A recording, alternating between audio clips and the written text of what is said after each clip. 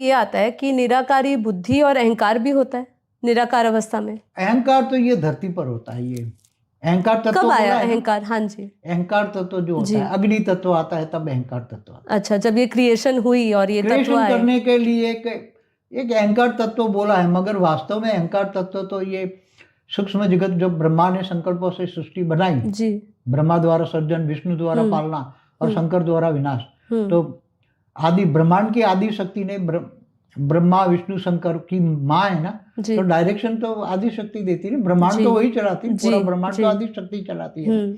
ऐसी तरह महाआदि शक्ति महाब्रह्मांड चलाती है, महाब्रह्मांड चलाती परम महाआदि शक्ति परम महाब्रह्मांड चलाती, माने यूनिवर्स चलाती, वो जी। गैलेक्सी चलाती है। जी, तो इसके अंदर जो मन होता है, एक रिकॉर्डिंग मन होता है। जी, ब्रह्मांड के अंदर एक, ब्रह्म के अंदर भी एक रिकॉर्डिंग होता है, जी। उसके अंदर हमेशा सर्जन विसर्जन, उसमें अंदर वो करता ही रहता है, अच्छा, और कुछ नहीं। महाब्रह्मांड के अंदर, महाब्रह्म के अंदर भी एक रिकॉर्डिंग होता है, निराकार के अंदर भी रिकॉर्डिंग सर्जन करेगा, फिर समय आने पर महाकाल प्रलय करके महाशिव महाकाल बन के अनंत कोटि ब्रह्मांडों को अपने रोम रोम में संभालेगा। जी। तो ये संकल्प कहाँ से आया? मन से अभी नहीं, आपने महाकाल समझा। प्रलय का संकल्प कहाँ से आया? वो भी आपने कहा ना कि सर्जन उसके विसर्जन अंदर दोनों का सर्जन मन है। विसर्जन सब कुछ रिकॉर्ड जी, पड़ा हुआ है। जी, इसलिए तो साइंस वाले क्या कहता है, उसको मैट्रिक्स कहते हैं। क्या जी। सब कुछ अंदर एक कंप्यूटराइज है। क्या जी, है? जी, कंप्यूटराइज है। जी, चाहे ब्रह्मांड हो, चाहे गैलेक्सी का मालिक हो, जी। वो चाहे करता यूनिवर्स, रहता है वही सर्जन वो विसर्जन। कंप्यूटराइज है। तो उसका माइंड, ब्रह्म का माइंड भी कंप्यूटराइज है, महाब्रह्म का भी माइंड कंप्यूटराइज। ब्रह्मांड बनाया, सर्जन किया, फिर विसर्जन किया, सर्जन विसर्जन। पर उसका समय तो अलग अलग होता होगा ना, जैसे उसको दिखता होगा कि उसकी रचना गिर रही है, पावर खत्म हो रही है, तब करेगा ना। ऑटोमेटिक ये ब्रह्मांड का 100 साल, ब्रह्मा का 100 साल चलता है ना, तब पूरा। तो ये धरती पर बनती है।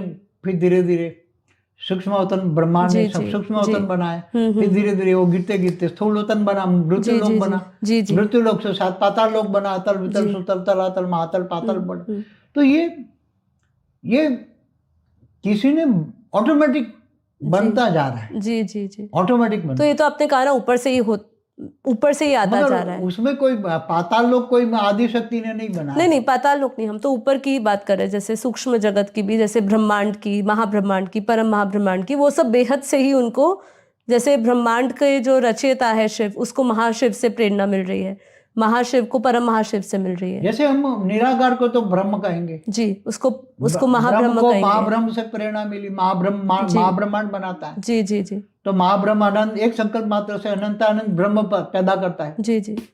तो संकल्प तो कब निकलता है? जब अंदर रिकॉर्डिंग होता है। जी, जी। उसकी महाब्रह्म की अंदर रिकॉर्डिंग होता है। जी। ऐसी तरह परम महाब्रह्म माना यूनिवर्स बना। जी, जी। अभी प्रश्न बहुत है बापूजी, इसलिए थोड़ा और जल्दी आगे करते हैं कि बुद्धि थी या नहीं। अहंकार की तो बात हो गई, बुद्धि थी निराकार बुद्धि तो अलग अलग, देखो स्थूल जगत में है तो स्थूल बुद्धि आ गई ना। जी, स्थूल बुद्धि है ना। जी, जी, जी। मन भी यहाँ स्थूल वतन का मन है, तो मन बुद्धि संस्कार स्थूल दुनिया का है, मृत्यु लोक का है। जी, जी। अब उसको ज्ञान आ गया, मुझे ऊपर जाना है, चलो भाई मुझे विष्णुपुरी जाना है, विष्णु की पूजा करता है, तो जिसको याद करोगे उसी को पाओगे। जी। तो ऊपर है निराकारी दुनिया में बुद्धि, जैसे आपने कहा निराकार मन तो होता है, बुद्धि जहां संस्कार। देखो स्थूल वतन में मन बुद्धि संस्कार स्थूल है, सूक्ष्म है, निराकार में भी मन तो है ना। जी, मन तो है। जहां मन है तो निराकारी बुद्धि होती है। अच्छा। निराकारी बुद्धि होती है, निराकारी संस्कार होता है। अच्छा। तो जहां मन होता है वहां मन बुद्धि और संस्कार तीनों एक साथ होता है। तो एक मेरा प्रश्न यह आता है, हम जब योग करते हैं बापू जी, तो हम बोलते हैं कि इस मन बुद्धि से परे जाना है। हाँ, तो मगर यहाँ स्थूल वतन की, अच्छा, परम धाम की बुद्धि चाहिए। क्या चाहिए? परम धाम की बुद्धि, परम धाम की मन बुद्धि संस्कार परम धाम वाले चाहिए। जी। ऊंचते ऊंच परम धाम वाले। जी। तो ऊंचते ऊंच परम धाम में भी तो मन बुद्धि संस्कार, ऑलमाइटी भी बेहद का कला के परम धाम में भी हो, तो भी उसके अंदर भी तो मन बुद्धि संस्कार है ना, उसके अंदर भी। अच्छा। तो वही तो सब धीरे धीरे आता है ना। जी, जी, जी। जब संकल्प करता है तो उसकी रचना में आता है, रचना की रचना करते जाओ, करोड़ों बार रचना करो, करोड़ों पेढ़ी चल गई, तो उसके अंदर करोड़ों पेढ़ियों में भी ऊपर से जो आता है वो मन बुद्धि संस्कार तो उसके अंदर आता ही।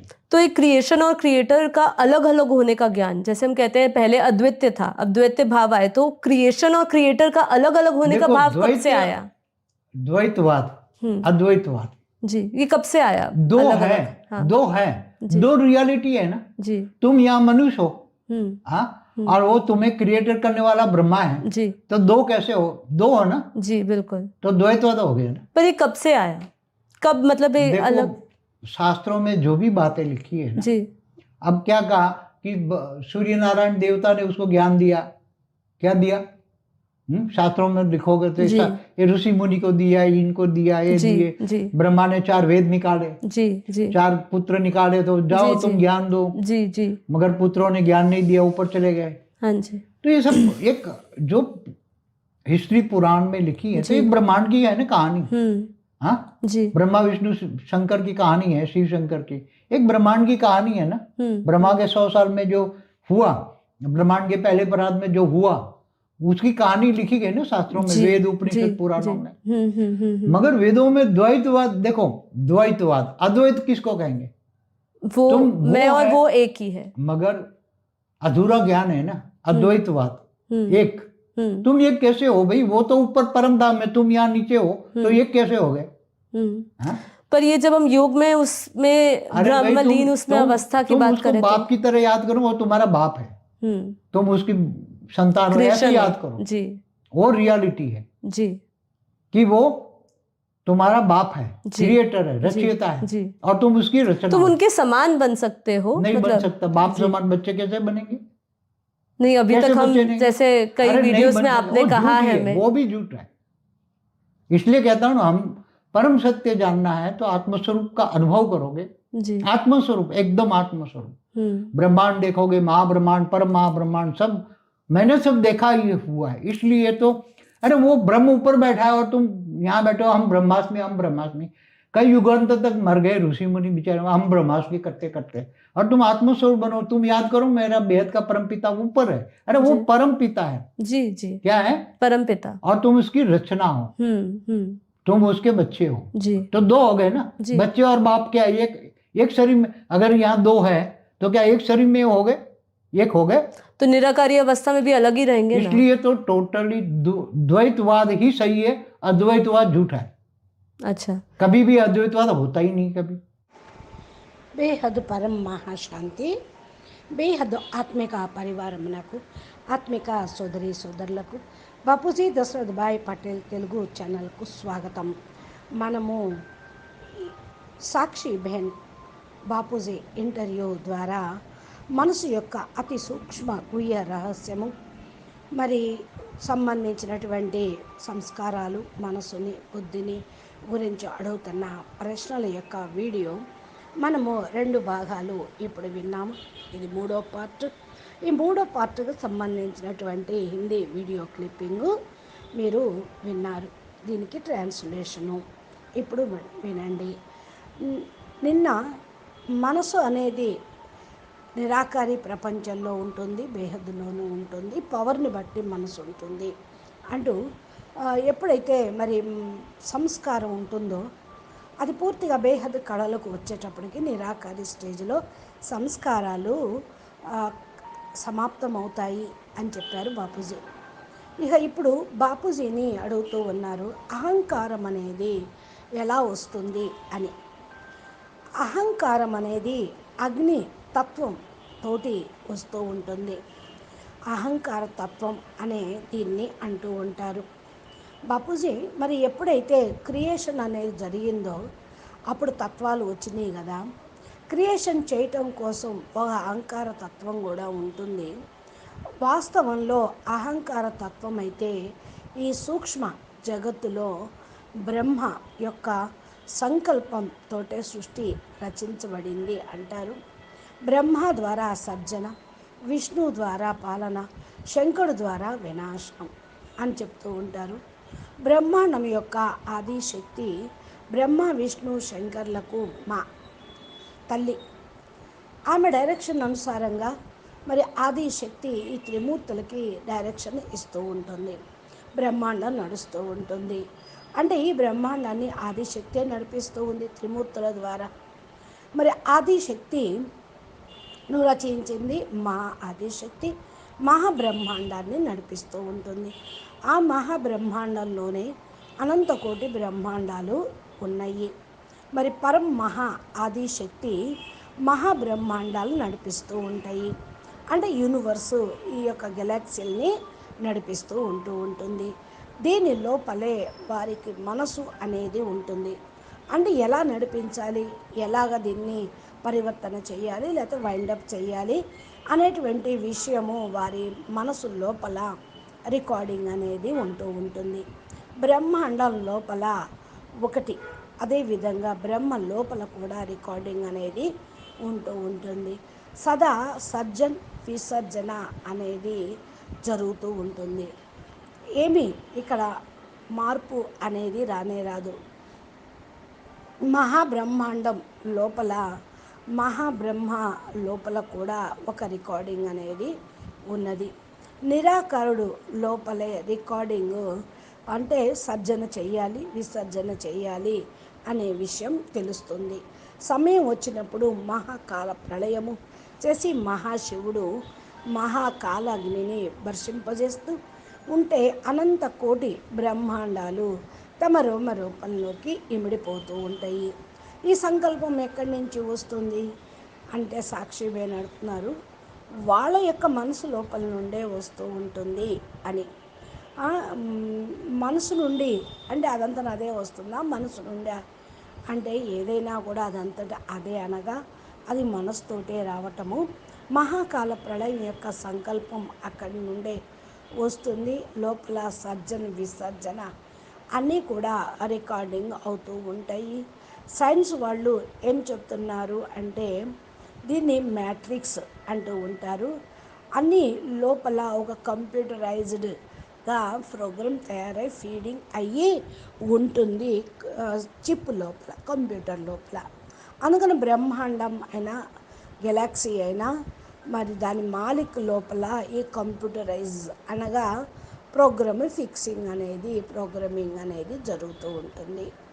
నెక్స్ట్ సాక్షి అడుగుతూ ఉన్నారు, మరి ప్రోగ్రామ్ అనుసారంగా వాళ్ళు నడుస్తూ ఉంటారా అని. వాళ్ళే సర్జన విసర్జన చేస్తూ ఉంటారు అని బాపూజీని అడుగుతూ ఉంది. బాపూజీ సర్జన విసర్జన జరుగుతుందా అంటే ఇది కూడా కంప్యూటరైజ్డ్ అంటూ ఉన్నారు. మైండ్ అంతా బ్రహ్మ యొక్క మైండ్లో కంప్యూటర్ మైండ్ అని దాంట్లో ఫీడ్ అయ్యి ఉంటుంది. మహాబ్రహ్మ మైండ్ కూడా కంప్యూటరైజ్డ్ అని, బ్రహ్మాండం తయారవటం సర్జన మరియు విసర్జన ఇది కూడా ఒక ప్రోగ్రామింగే అంటున్నారు బాపూజీ.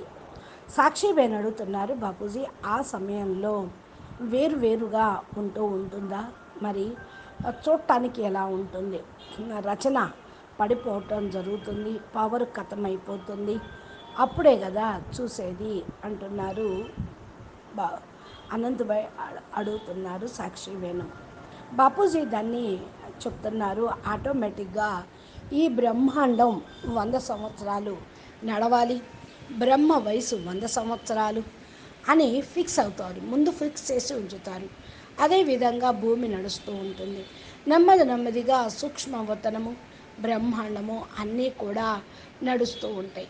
అలాగ పడిపోతూ స్థూలవతనం తయారైంది, మృత్యులోకంగా అయింది. మృత్యులోకం నుండి 7 పాతాళ లోకాలు తయారైనవి. అతల వితల సుతల తలాతల మహాతల పాతాళ లోకాలు అని ఇవన్నీ కూడా ఆటోమేటిక్గా తయారవుతూ ఉంటాయి అని అంటూ ఉన్నారు బాపూజీ. అయితే ఇది మరి మీరైతే పైన నుండి జరుగుతూ ఉంటాయి అని చెప్పారు. వాళ్ళకి అలాగే పైనుండే ఈ మెసేజ్లు సందేశాలు ప్రోగ్రామింగ్ అంతా వస్తుందనే కదా అంటున్నారు సాక్షి వేణు. అడుగుతున్నారు, బాపూజీ అంటున్నారు ఆ సమయంలో పాతాళ లోకం అనేది ఆదిశక్తి ఏమీ తయారు చేయలేదు అంటే అది కాదు, పాతాళ లోకం కాదు బాపూజీ నేను అడుగుతుంది. పైనుండి ఇక్కడ మెసేజ్ అంతా అందుతూ ఉంటుంది సూక్ష్మ జగత్తులోకి. బ్రహ్మాండం మహాబ్రహ్మాండం మహాబ్రహ్మాండం ఇవన్నీ కూడా జరుగుతూ ఉంటాయి అని. బ్రహ్మాండంలో ఎవరైతే రచయిత ఉన్నారో శివుడు, వీరికి రచయిత మహాశివుడు, ఆయన నుండి ప్రేరణ లభిస్తూ ఉంటుంది. మహాశివుడికి మహాశివుడు యూనివర్స్ యొక్క మాలిక్కి నుండి ఈ యొక్క వీరికి సందేశం అనేది వస్తూ ఉంటుంది అని అంటూ ఉన్నారు బాపూజీ. బాపూజీ అంటూ ఉన్నారు, నిరాకారం అయితే బ్రహ్మని అంటారు. మరి మహాబ్రహ్మ ప్రేరణతోటి బ్రహ్మకు చేస్తూ ఉంటారు, మెసేజ్ అందుతూ ఉంటుంది. మహాబ్రహ్మకు మరి పరం మహాబ్రహ్మ నుండి వస్తూ ఉంటుంది.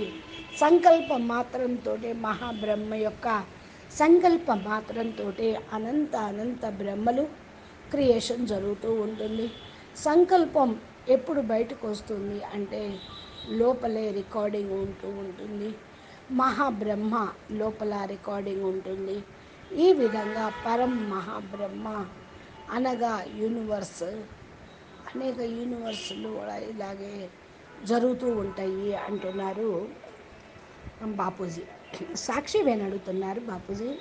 ఇప్పుడు ఇంకొక ప్రశ్న, కొద్దిగా మనం ముందుకి వెళ్తూ ఇంకా మెసేజ్ని తీసుకువెళ్ళాలి కాబట్టి ఇక్కడ బుద్ధి అనే విషయం నేను అడిగాను.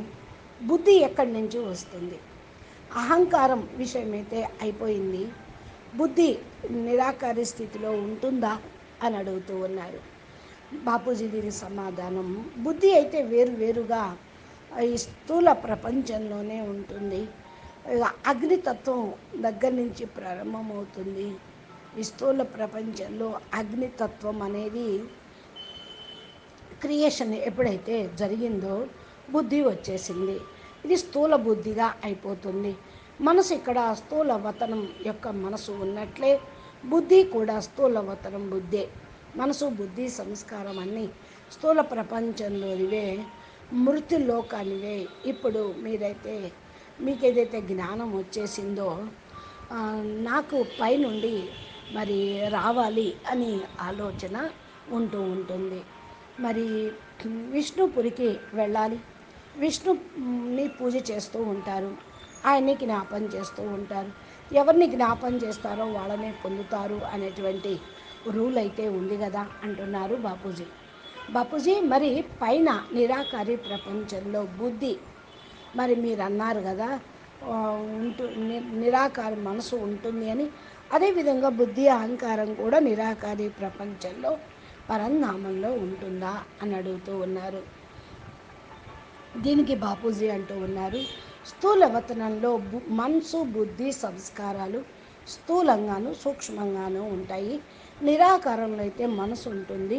ఎక్కడైతే మనసు ఉంటుందో అక్కడ నిరాకారి బుద్ధి ఉంటుంది, నిరాకారి సంస్కారము ఉంటుంది.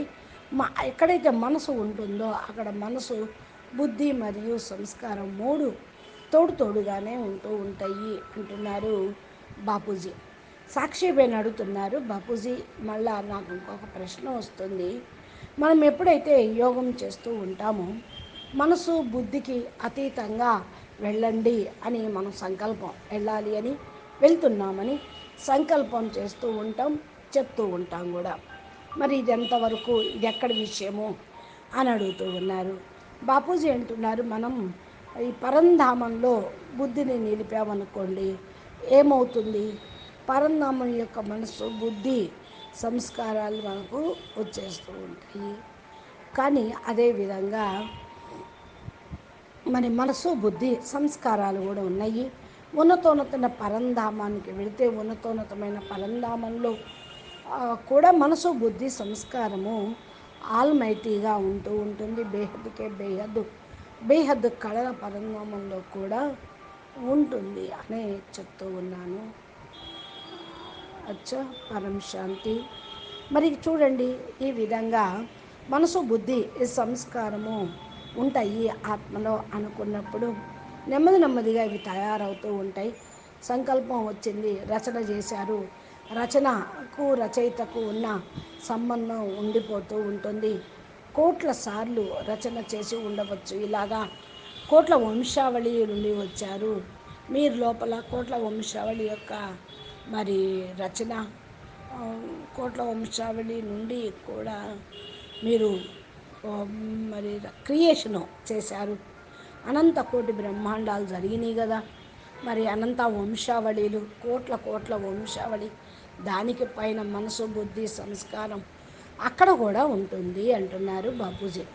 సాక్షిబేన్ అడుగుతున్నారు, బాపూజీ క్రియేషను మరియు క్రియేటరు వేరువేరుగా ఉంటారు అని అన్నారు కదా, మరి ఫస్ట్ అద్వైతం ఉండేది, అద్వైత భావంలోకి వచ్చేస్తూ ఉంటారు, మరి క్రియేషను మరియు క్రియేటర్ వేరువేరు ఎట్లయ్యారు అని అడుగుతున్నారు. దానికి బాపూజీ అంటూ ఉన్నారు, ద్వైతవాదం అద్వైతవాదం ఉన్నది కదా, ఇవన్నీ కూడా చెప్తూ ఉంటారు అంటున్నారు బాపూజీ. అయితే ఇక్కడ చూడండి, రెండు అలా అద్వైతవాదులు రాబట్టి రెండుగా చీలిపోయింది, వేరుగా తయారైపోయారు.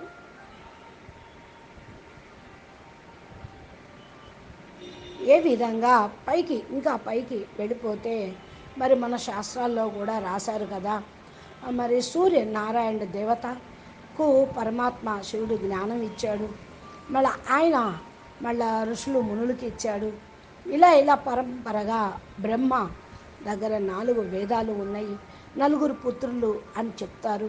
ఇక వాళ్లకు ఆజ్ఞ ఇచ్చారు, మీరు ప్రపంచం మొత్తంలోకి వెళ్ళి జ్ఞాన ప్రచారం చేయమని. కానీ ఆ పుత్రులు జ్ఞానం తీసుకోలేదు అంటారా? జ్ఞానం అందరికీ ఇవ్వలేకపోయారు, జ్ఞానం ఇవ్వలేదు ఎవరికి, జ్ఞానం అయితే తీసుకున్నారు. ఇక పైకి వెళ్ళేసి వైకుంఠానికి వెళ్ళి వైకుంఠంలో ఆయన నారాయణని జ్ఞాపం చేస్తూ కూడా ఉన్నారు. ఇది ఒక్కొక్కరి యొక్క హిస్టరీ. అంటే ఇప్పుడు అష్టాదశ పురాణాలు ఉంటాయంటే అష్టాదశ దేవతల యొక్క హిస్టరీ జాగ్రఫీ దాంట్లో రాశారు. ఒక బ్రహ్మాండం యొక్క కహాని శివపురాణం అయితే విష్ణువు యొక్క పాత్ర ఈ బ్రహ్మాండంలో ఏముందో అది అంతా విష్ణు పురాణంలో ఉంది.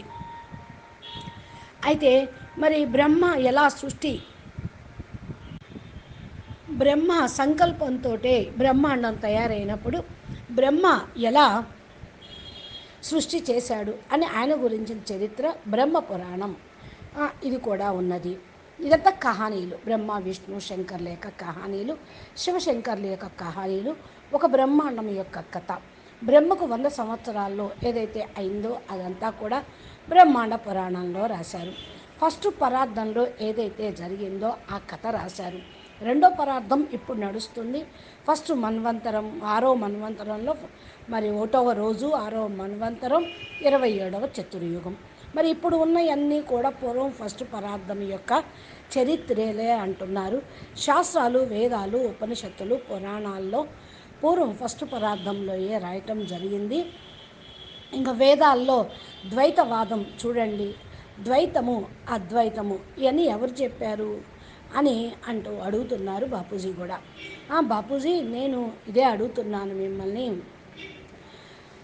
బాపూజీ అంటున్నారు, ఇదంతా కూడా అసంపూర్ణ జ్ఞానమే.